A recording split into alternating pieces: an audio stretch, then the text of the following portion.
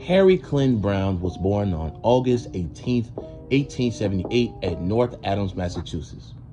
Before Brown's acting career, Brown served in the 2nd Massachusetts U.S. Volunteers during the Spanish-American War and had a career helping with the Democratic Party.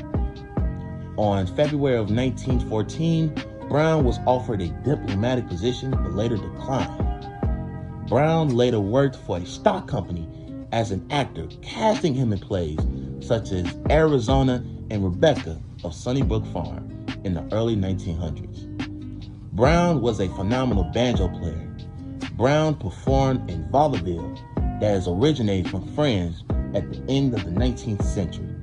Brown performed there for 7 years before recording a series of songs for Columbia Records, starting in 1916. In 1916, Brown's first ever recorded song with Columbia Records was Turkey in the Straw. Later on down the line, 1916, this song right here, ladies and gentlemen, he dropped this song and became one of the most racist songs in American music. This song relied heavily on the watermelon stereotype, a belief popularized in the 19th century that us as African Americans had an unusual appetite for watermelons. Between 1906 and 1925, Brown appeared at least 14 Broadway shows, including Old Lady Lady. Brown's film debut is believed to have been in August of 1914, with the release of The Eagle's Mate.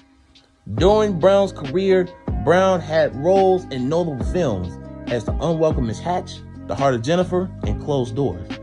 Afterwards, Brown worked as an announcer and production director for CBS Radio, a position Brown had resigned from in 1931. On November 15th, 1954, Harry C Browne passed away at the age of 76.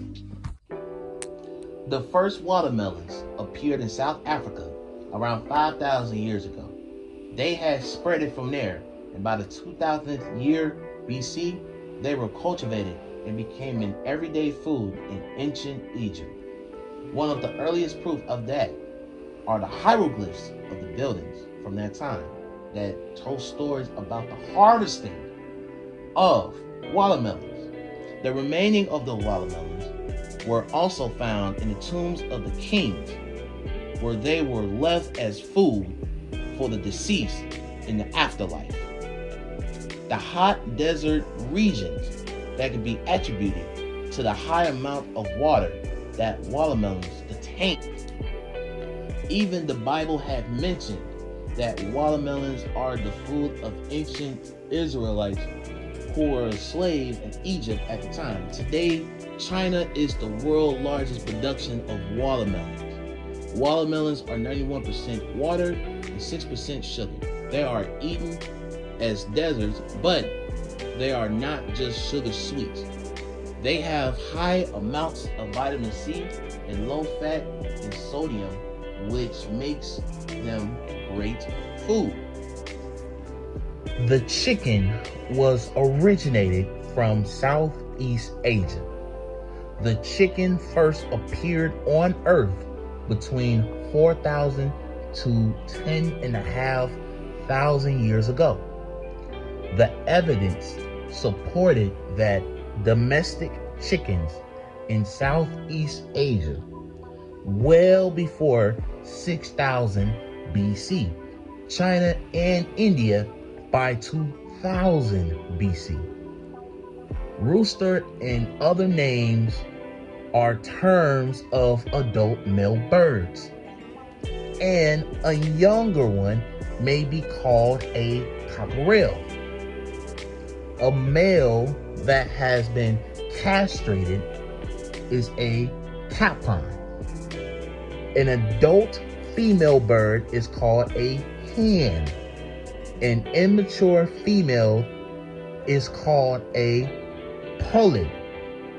Humans keep chickens primarily as a source of food or as pets. They were traditionally used as cockfighters. Chickens are one of the most common and widespread domestic animals with a population of 23.6 8.7 billion as of 2018, up from more than 19 billion in 2011. Man, good old waffles. Man, the last time I ate some waffles, it was last week at Les Brothers in Chicago. Shout out to the people at Les Brothers. You know what I'm saying? They do make some good pancakes and waffles. You know what I'm saying? Good breakfast in general. You know what I'm saying? Like, for real. Hands down the best breakfast spot in Chicago. You know, but last week I had some chicken and waffles. You know what I'm saying? Even though they had chicken tenders, but I was glad to, experience having chicken and waffles for the first time in my life. You know what I'm saying? Being 23 years old. Now, man, it was good though. It was good. You know what I'm saying? The chicken and waffles with chicken tenders was off the chain. You know what I'm saying? Like, for real. Ladies and gentlemen, these waffles existed over 4,000 years ago, when hotcakes were cooked on heated stones and they were flipped both sides to receive heat. At some time during the Iron Age, heated iron plates or griddles were used on both sides, and they were called wafers. Now, the waffles recipe was made in the late 14th century, with the food being made in the familiar grid pattern, starting the process during the following century. The waffles came to America with the Dutch immigrants settling in New York, New Jersey, and Pennsylvania in the 17th century.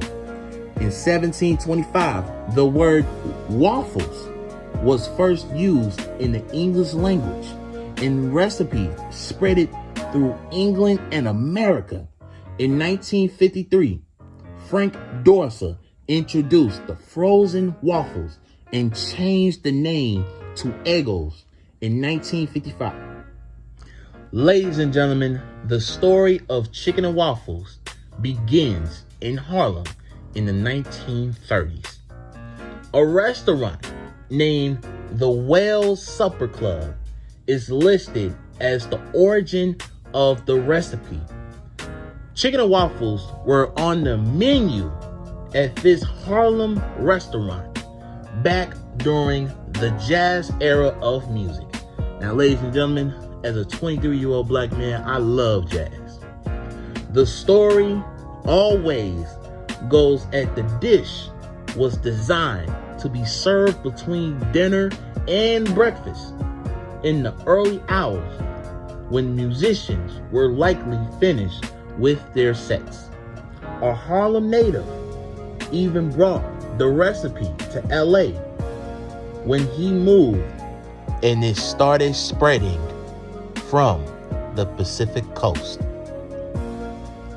And this is the conclusion of Harry C Browne, chicken, waffles, and chicken and waffles put together.